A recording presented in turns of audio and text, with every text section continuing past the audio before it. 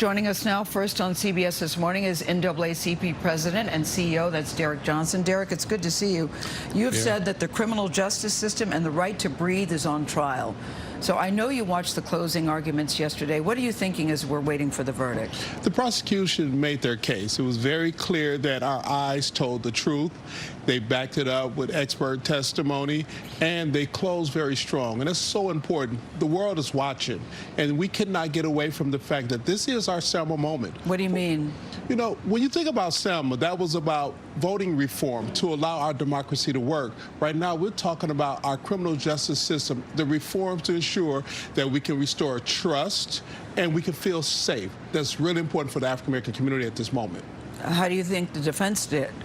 I saw from some courtroom watchers that many times the jurors were nodding with some of the points that Eric Nelson made yesterday. Does it concern you? That bar is low. They just need one juror to have doubt. And so he throw everything against the wall to see what happens.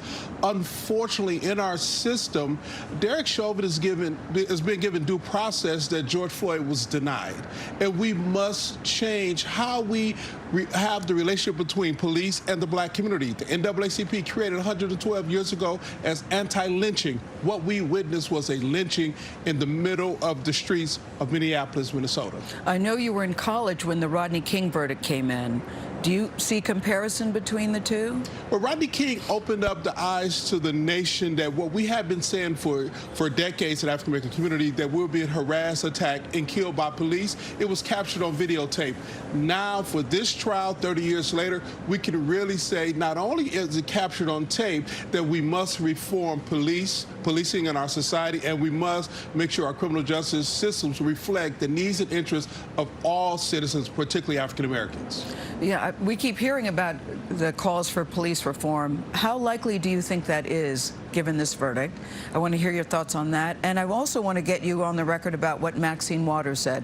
You know, the judge was clearly very irritated and very angry about her comments. Well, what did you think?